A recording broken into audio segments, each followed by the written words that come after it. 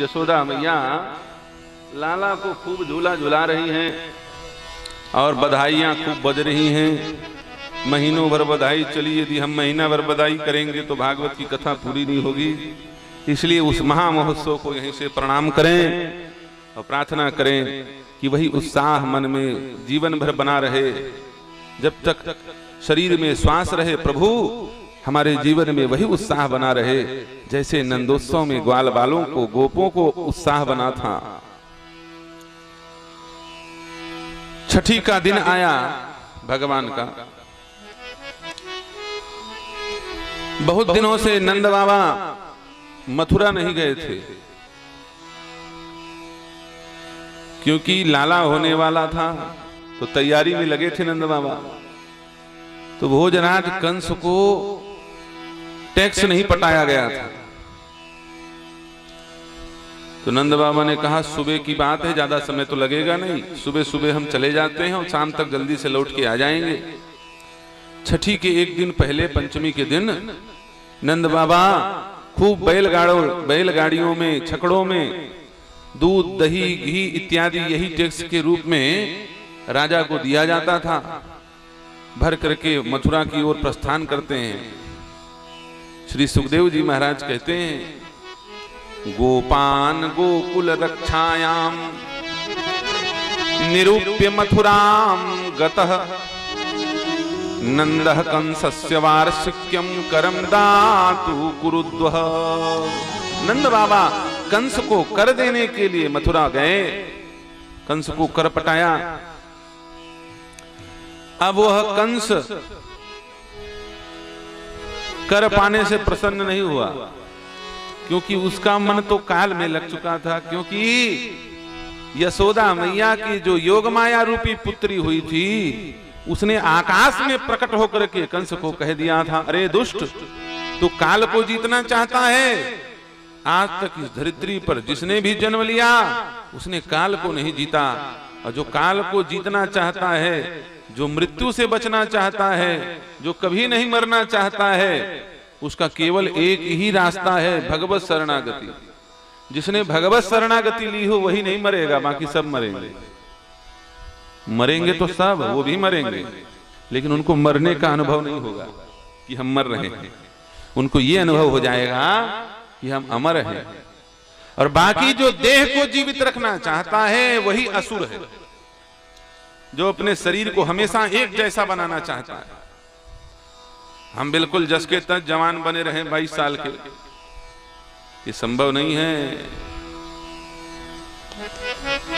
काल से बचने का कितना भी उपाय करो, इस संसार में काल से बच पाना बड़ा कठिन है। इस जगत में कोई भी व्यक्ति परमानेंट नहीं है। जितने आए हैं सबको जाना पड़ेगा। सच में बताओ, कोई परमानेंट है? 15 साल, 10 साल, 20 साल, 25 साल रह करके मुख्यमंत्री भी चले जाते हैं बेचारे। बड़ा भाग्य काम कर दे तो कोई 1 पंचवर्षीय, कोई 2 पंचवर्षीय, कोई 3 पंचवर्षीय, कोई 5 पंचवर्षीय। मान लो जीवन भर रहे तो क्या मरने के बाद भी मुख्यमंत्री रहेगा? मरना तो पड़ेगा।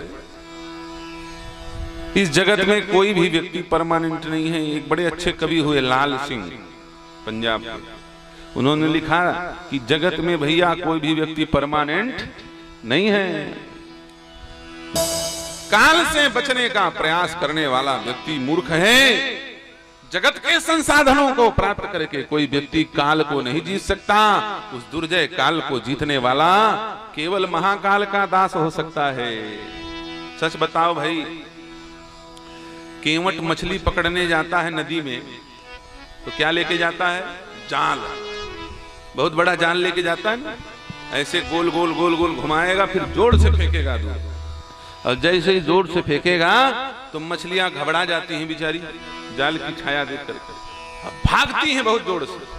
तो जो जितने तेज गति से भागेगी वही जल्दी पकड़ में आएगी, क्योंकि जाल को भी जाना है दूर, मछली को भी जाना है दूर। और जो मछली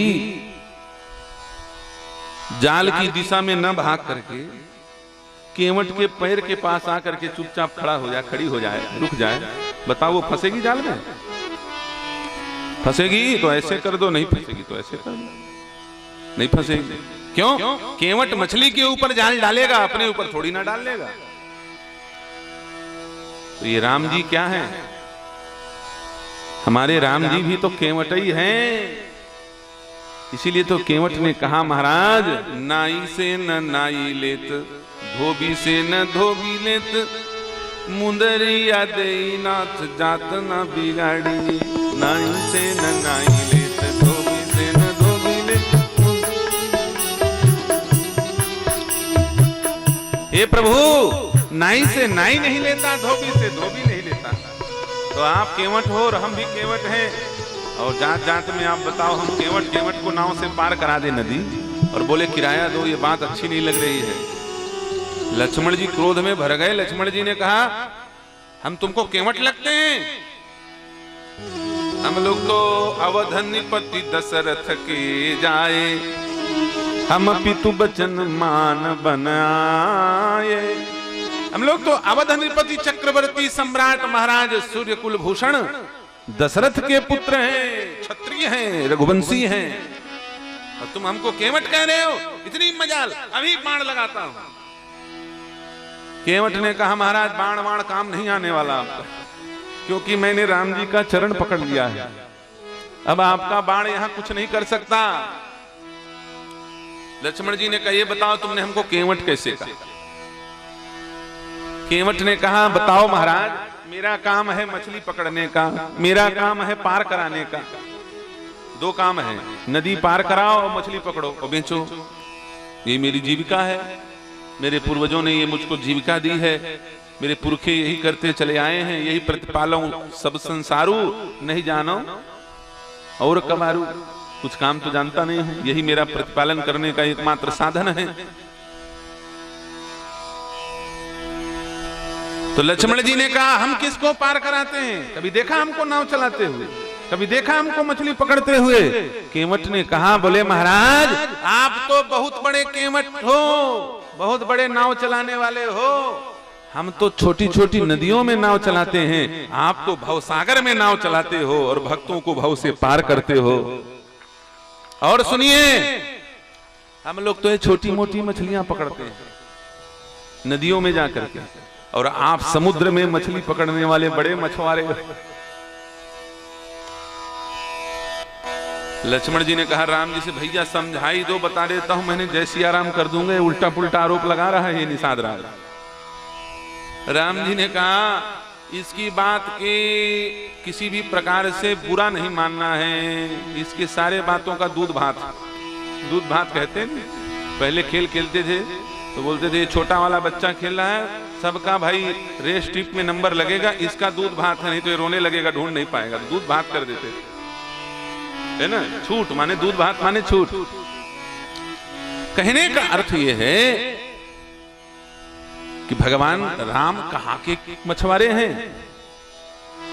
केवट ने कहा, प्रभु मैं तो गंगा नदी में मछली पकड़ता हूं, लेकिन आप तो भवसागर में मछली पकड़ते हैं, ये संसार क्या है? सागर सो संसार यह माया रूपी जाल। ये संसार ही तो समुद्र है और ये माया भगवान की जाल है।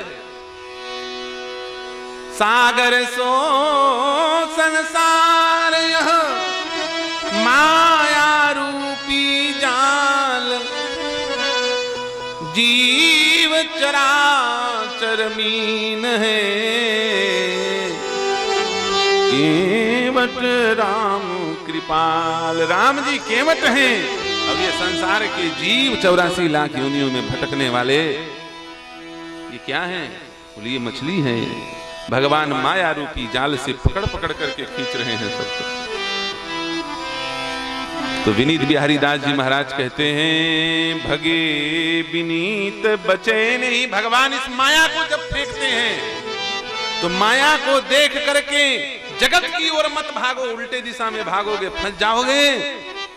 जब माया पीछे लगे तो जगत की ओर मत भागो, जब माया पीछे लगे तो जगतपति के चरण में आ जाओ और कहो, हे जगतपति कृपा करो, हमारी रक्षा करो, हे नाथ हम आपके चरण में हैं। और मछुआरे के पैर के पास आके खड़े हो जाओ, बच जाओगे जाल में फंसने से। भगे विनीत बचे नहीं, भव बंधन के त्रास, भागे सोई बाँचे सोई जे भ्रम रहे, पद पद मन के पास। धोखे से भी कोई व्यक्ति भगवान के चरण में पहुंच जाए तो माया के बंधन में बचने से, फंसने से बच जाता है। इसीलिए महात्माओं के पीछे जब जब माया पड़ी तो महात्मा लोग कहने लगे, ललकारने लगे माया को, धोखे में मत रहना, हमको फंसाने के चक्कर में मत पड़ना, हम कौन है जानते हो। संतों ने माया को ललकारा है। जगत माया के भय से थरथर कांपता है, लेकिन माया भगवान के संतों के भय से थरथर कांपती है। श्री मलुकदास जी महाराज कहते हैं,